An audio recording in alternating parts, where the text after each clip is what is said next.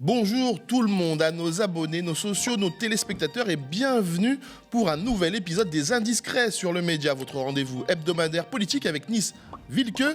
Grâce à son carnet d'adresses sans égal, Nils nous permet d'arpenter chaque semaine les coulisses de la politique française et avouons-le, on adore ça. Et au sommaire de cette émission, Emmanuel Macron et la République des copains. Le président profite de ses derniers mois au pouvoir pour récompenser ses derniers fidèles. La gauche peut-elle gagner les municipales sans LFI ? C'est ce qu'affirme le Parti socialiste au niveau national, mais sur le terrain, la réalité est plus nuancée. Et pour finir, qui va sauver le soldat Édouard Philippe ? L'ex-premier ministre semble en mauvaise posture au Havre. Nils a enquêté. C'est parti pour les Indiscrets.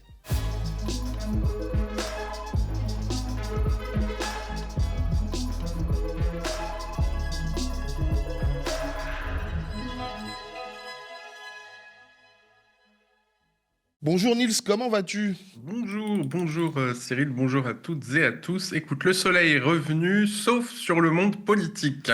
Effectivement, on va voir ça aujourd'hui. Alors Nils, il paraît qu'Emmanuel Macron récompense les copains. Et oui, pour les derniers mois de son mandat, on rappelle qu'on arrive bientôt à la fin du supplice. Je plaisante, un peu. Notre président semble occupé à recaser ses amis. Enfin, ses amis, pour rappel. Pardon, moi j'ai pas d'amis, monsieur Bourdin. J'ai pas d'amis. Non, j'ai pas d'amis. Voilà, il n'a pas vraiment d'amis, il a plutôt des obligés et des bienfaiteurs. Alors, dernier exemple en date, c'est Rodolphe Saadé, le PDG de CMA CGM et propriétaire de BFM et La Provence, on le rappelle, a été élevé au grade d'officier de la Légion d'honneur hier soir à l'Élysée. Voilà, c'est le chouchou d'Emmanuel Macron. Regardez. En ce moment, Rodolphe Saadé est le patron préféré d'Emmanuel Macron. Depuis 2 ans, pas un séjour à Marseille sans que le président de la République ne s'arrête à la tour CMA-CGM sur le port. Même Brigitte Macron s'y est rendue l'an passé. Emmanuel Macron veut surfer sur la puissance du groupe à Marseille et profiter de son trésor de guerre. CMA-CGM a accumulé 40 milliards d'euros de bénéfices en 2 ans. De son côté, Rodolphe Saadé veut, comme toutes les grandes fortunes, être bien vu de l'Élysée et être considéré comme un fleuron. Il cherche à asseoir son image française alors que son pays d'origine, le Liban, est en grande difficulté financière. Alors la cérémonie, la petite sauterie s'est passée en présence des poids lourds du gouvernement, si j'ose dire, comme évidemment le Cornu, mais aussi des poids lourds de la finance. Bernard Arnault, le patron de LVMH, l'homme le plus riche de France, Jean-Laurent Bonnafé de la BNP, Alexandre Bompard à Carrefour, Jérôme Sédou de Pathé, sans oublier les représentants du patronat, le MEDEF, la FEP et les communicants, notamment Stéphane Fuchs de chez Havas et Anne Méo d'Image 7. Et puis à cette occasion, Emmanuel Macron n'a pas fait dans la subtilité, il a sorti la brosse à reluire pour célébrer le PDG. Voilà ce qu'il a déclaré. Votre destin se lie comme la rencontre d'une invincible volonté et d'un grand projet. Vous êtes le patron d'un empire sur lequel le soleil ne se couche jamais. Voilà, alors mission réussie en tout cas, puisque Rodolphe Saadé est reparti avec un énorme sourire jusqu'aux oreilles. C'est ce que m'a confié un participant. Voilà, Cyril, je ne sais pas ce que tu en penses, mais c'est l'essentiel. Effectivement. Les médailles et les hochets de la République restent un moyen sûr de récompenser les obligés et les bienfaiteurs. C'est ça, Nils ? Ah oui, et puis alors on peut dire qu'Emmanuel Macron en use de cette prérogative comme jamais. Le 9 février dernier, il avait déjà décoré dans la soirée, dans la salle des fêtes de l'Élysée, Olivier Dussopt, Stanislas Guérini ou encore Patricia Miralles. Alors la condamnation de Dussopt en février 2025 pour favoritisme, et notamment connu aussi pour avoir porté jusqu'au bout la très impopulaire réforme des retraites, n'a pas arrêté Emmanuel Macron. Et puis, il fallait bien offrir effectivement un cadeau de consolation à Olivier Dussopt. Regardez. Mesdames et messieurs les députés insoumis, vous m'avez insulté 15 jours. Vous chantez, mais vous m'avez insulté. Personne n'a craqué. Personne n'a craqué. Et nous sommes là devant vous pour la réforme. Ces personnes ont en commun d'avoir été balayées par la dissolution de juin 2024, et notamment l'ancienne ministre Nadia Haye, qui a reçu l'Ordre national du mérite. Il y avait aussi l'entrepreneur Jean-Marc Borrello, proche de Macron depuis ses débuts en politique. Il a été, lui, promu au grade d'officier. En septembre, c'est Richard Ferrand qui avait reçu la breloque. Il avait été distingué dans une promo à l'été 2023 fois, comme Christophe Castaner, le rentemplant d'En Marche, qui depuis sa gabelle électorale a d'ailleurs été recasé par le président notamment au conseil d'administration de la société du tunnel du Mont-Blanc. Et ce n'est pas ce mini-remaniement qui vient d'avoir lieu qui va faire taire ces accusations de copinage. Oui, alors d'ailleurs, on a appris ce remaniement sans tambour ni trompette, hein. Un simple communiqué de l'Élysée, voilà, c'était plié. Et d'ailleurs, un conseiller de l'exécutif me dit, ce n'est pas un gouvernement Le Cornu, c'est un gouvernement Macron. Le président a complètement soumis son Premier ministre, hein. Alors, on a vu notamment le retour surprise de Sabrina Roubache, une proche de Brigitte Macron, hein, chargée de la ville et de la citoyenneté dans les gouvernements Borne-Piat-Attal. Elle est désormais nommée ministre déléguée à l'enseignement et la formation professionnelle et l'apprentissage, hein. C'est d'ailleurs le seul nouveau portefeuille de ce gouvernement. Alors on rappelle, Sabrina Agresti-Roubache, c'est une productrice, hein, dans l'audiovisuel. Elle a fait la connaissance de Brigitte Macron en 2016. Un bon connaisseur de la cité phocéenne me dit que c'est elle qui a donné les clés de la ville au Macron, hein, puisque par la suite Macron a fait un grand plan pour Marseille, avec plus ou moins de succès d'ailleurs. Alors Sabrina Agresti-Roubache, elle aurait bien remplacé Jack Lang, hein, à l'Institut du monde arabe. On rappelle, Jack Lang a été balayé par l'affaire Epstein à la présidence de l'Institut du monde arabe début février.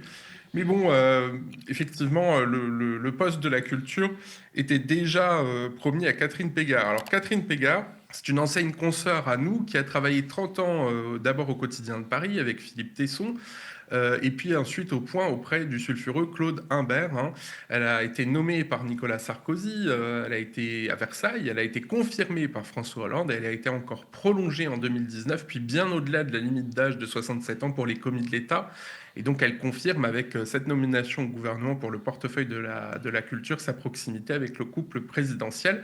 Alors, il faut dire aussi qu'elle a bien rendu service à Emmanuel Macron, hein. On le sait, le président de la République, c'est un féru des grands lieux d'histoire, hein, qu'il n'hésite pas à utiliser, hein, et qu'il a d'ailleurs utilisé à plusieurs reprises. On se souvient de la réception de Vladimir Poutine au Grand Trianon, c'était en 2017. À l'époque, Emmanuel Macron pensait encore pouvoir faire de la Russie un partenaire privilégié. On a vu ce qu'il en a été. Il y a aussi le sommet de l'attractivité économique de la France, hein, le fameux Choose France en 2018, puis les années suivantes. La présidence française de l'Union européenne, le roi Charles III en 2023, voilà. Et elle est aussi la gardienne de la lanterne, ce petit pavillon. Et oui, elle fait bien des envieux, hein, tu sais, c'est ce petit pavillon, hein, du 18e, absolument adorable, niché à l'orée de Versailles, hein, qui permet au président de la République de se protéger des regards, hein, pour les vacances ou lors des week-ends regardés. C'est à une demi-heure de Paris, à Versailles. Pour séjour exceptionnel, petit pavillon en forme de U, 4 hectares de terrain dans le parc de Versailles, 200 mètres carrés, 5 chambres, tennis, piscine, très lumineux, 36 fenêtres, d'où son nom, la lanterne, mais tout s'y fait dans l'ombre. Voilà, ça fait envie, hein, quand même, si on pouvait se relocaliser là-bas aux médias, enfin bon. C'est sûr. Un ancien conseiller de président me dit, avec Catherine Pégard, pas de paparazzi, pas de photos volées, c'est sa grande discrétion qui lui a permis d'être bien vu par les Macron et de durer. Alors, outre Catherine Pégard, hein, il y a des nominations qui sont directement décidées par Macron. Richard Ferrand au Conseil constitutionnel, alors qu'il s'agit d'un ancien journaliste reconverti dans la pub. Il a d'ailleurs été confirmé au Parlement grâce à l'abstention bienveillante du RN. Il y a aussi eu, plus récemment, la nomination d'Amélie de Montchalin à la Cour des comptes, qui a fait hurler la classe politique, on en a parlé dans le média, qui a fait hurler toute la classe politique dans une rare unanimité. Même pour une fois, le RN, la droite, la gauche, tous unis ont tous réclamé qu'elle soit recalée. En vain, puisque sa nomination n'est pas soumise à validation du Parlement, qu'elle peut rester jusqu'à la limite d'âge de la fonction publique, soit 67 ans, c'est-à-dire un mandat possible théoriquement de 30 ans, au point que les communistes du Sénat ont défendu cette semaine une proposition de loi constitutionnelle visant à restreindre, je cite, certaines prérogatives du président de la République pour les transférer au Premier ministre, hein, par exemple le pouvoir de dissolution ou encore la présidence du Conseil des ministres, mais aussi la nomination de la présidence de la Cour des comptes. Nils, les municipales approchent. Est-ce que LFI et le PS vont s'allier ? Alors ça, c'est la grande question, hein. Alors c'était déjà tendu entre le parti à la rose et la formation de Jean-Luc Mélenchon, hein, on l'avait noté, mais c'est vrai que la mort de Quentin Dorenc à Lyon a provoqué une onde de choc, hein, dans les partis de gauche, hein. Effectivement, la mort de ce militant nationaliste a retendu les relations entre le LFI et le reste de la gauche. Alors en cause, il y a évidemment l'attitude supposément hostile de la France insoumise envers le Parti socialiste pour ces municipales. Jean-Luc Mélenchon et ses lieutenants ne cachent pas leur envie de conquérir des villes et de s'implanter localement. Bon, somme toute, c'est de bonne guerre, hein. Et puis c'est vrai que c'est encore le point faible, hein, pour les insoumis qui ne dirigent pas de grandes villes. Et c'est vrai que le Parti socialiste reste de loin la première force de gauche à l'échelle locale. L'enjeu de ces élections municipales pour le Parti socialiste, eh bien, rester la première force politique à gauche, hein, c'est ce qu'explique le député européen PS Pierre Jouvet à la presse, hein. Alors que pour le moment, les socialistes détiennent déjà 1200 mairies. Alors parmi elles, 45 se situent dans des villes de plus de 30 000 habitants, hein. C'est quand même le deuxième meilleur ancrage local derrière les Républicains et leurs 92 hôtels de ville, hein. Alors, le Parti socialiste a décidé de faire campagne sans LFI et la France insoumise sans le PS à Nantes, Paris, Marseille notamment. Et dans la capitale, on l'a vu avec Sophia Chikirou, la députée et compagne de Mélenchon lui-même, qui s'amuse à provoquer Emmanuel Grégoire, le candidat socialiste. Alors le PS a quand même évoqué la possibilité d'accord avec la France insoumise dans de rares cas et Jean-Luc Mélenchon les a envoyés sur les roses. C'est le cas de le dire hier en meeting. Écoutez-le. Mais nous ne renierons pas nos amis et nos camarades de la Jeune Garde. N'essayez même pas. Nous ne chasserons pas de nos rangs le camarade Raphaël Arnaud, parce que vous vous contentez de l'exiger de nous. Donnez des ordres à vos chaouches, à vos domestiques, mais vous ne nous donnez pas d'ordre à nous. Nous choisissons. Cet homme n'est condamné nulle part. De quoi hérisser les écolos notamment. Ben oui, Marine Tondelier n'est pas très contente déjà avant cette sortie. Regardez ce qu'elle déclarait. Dans ce moment de grande crise, il y a un grand piège. C'est le piège de la petite politique. Et moi, j'en ai marre de Jean-Luc Mélenchon, de François Hollande, de ces tontons flingueurs de la gauche, qui toute la journée nous emmènent dans un piège, le piège de la défaite. Il y en a un qui est un spécialiste du renoncement et l'autre du sectarisme. Et ces deux comportements nous mènent dans le piège. Voilà, les tontons flingueurs. Hein, bon, voilà. Alors on peut trouver ironique que Marine Tondelier dénonce le piège de la petite politique, alors qu'elle-même et son état-major ne s'en privent pas chez les écolos, hein. Dernier épisode en date que je peux vous révéler aux médias, hein. Elle avait donc suspendu des élus critiques de sa stratégie au municipal, notamment cette absence d'alliance avec la France insoumise. Eh bien, cette fois, la direction des écolos a sévi contre deux listes de diffusion, Alpha Vert et Agora, hein, créées par des militants. Et donc, le bureau politique des écolos les a supprimées, soi-disant à cause de propos racistes. Alors, faux, me répond une élue, hein, écolo qui s'insurge et dénonce une volonté de museler le débat en interne, encore de la petite politique, tiens donc. En tout cas, les propos de Jean-Luc Mélenchon, parfois un peu extrêmes ou un peu virulents, eh bien c'est surtout de la bravade, hein, pour mobiliser ses électeurs, comme me l'a expliqué l'un de ses proches. Regardez, bien sûr qu'on veut conquérir des villes et notamment challenger le PS au premier tour, mais on est condamné à s'entendre au second tour. Jean-Luc en a conscience aussi bien que les autres, hein. Voilà, c'est ce que m'explique ce proche pour le média. Alors en réalité, si au niveau national, la gauche part divisée au premier tour des municipales, elle évoque bien de potentiels rapprochements pour le second tour au cas par cas, et c'est bien ce que les écolos comme Sandra Rigol, hein, la députée effectivement écolo, explique sur les plateaux. Regardez.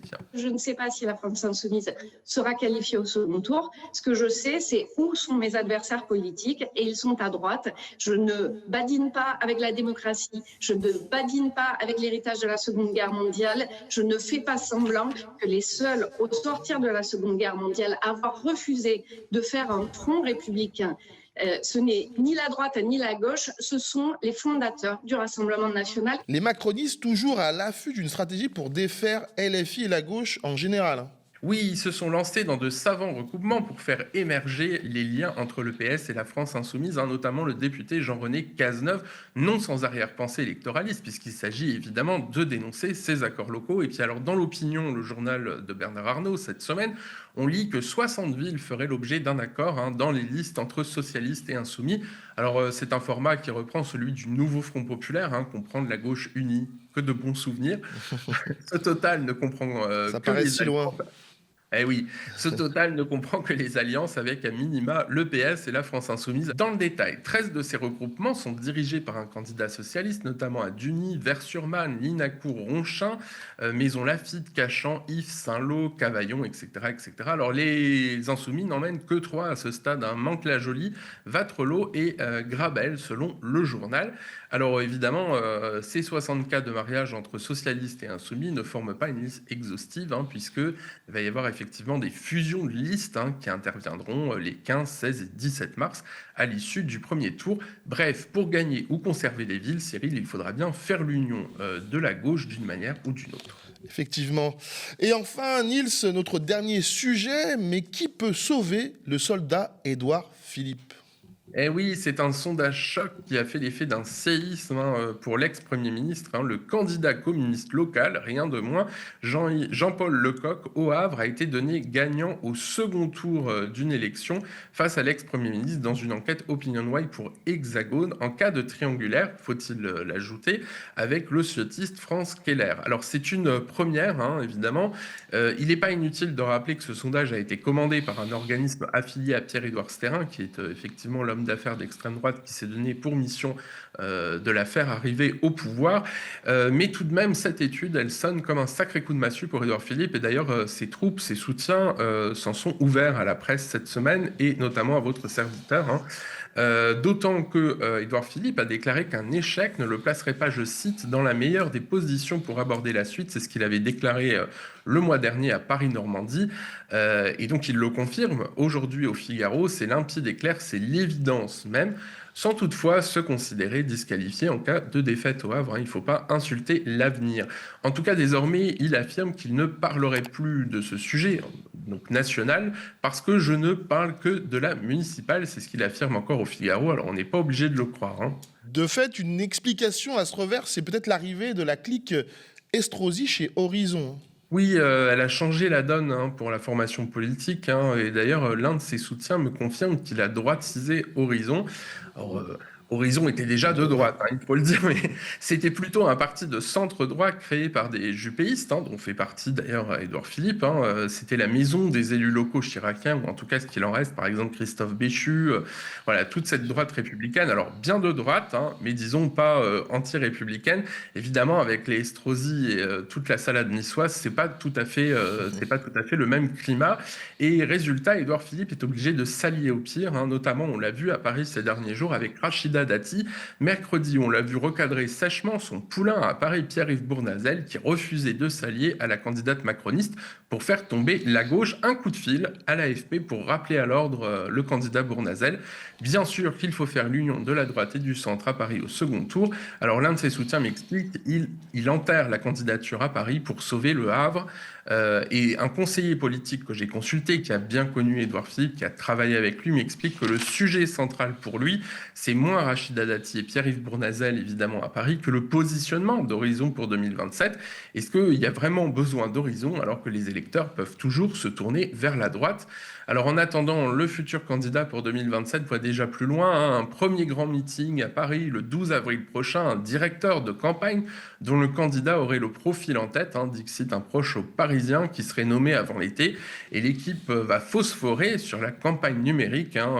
C'est vrai qu'Édouard Philippe n'est pas franchement à la pointe sur le sujet, et se mettre à la recherche d'un QG de campagne, sauf si Édouard Philippe se prend une gamelle au municipal, encore quelques jours avant de connaître le résultat. Suspense. Merci beaucoup, Niels. C'est la fin de cette émission. Merci à toi pour toutes ces infos, toutes ces indiscrétions.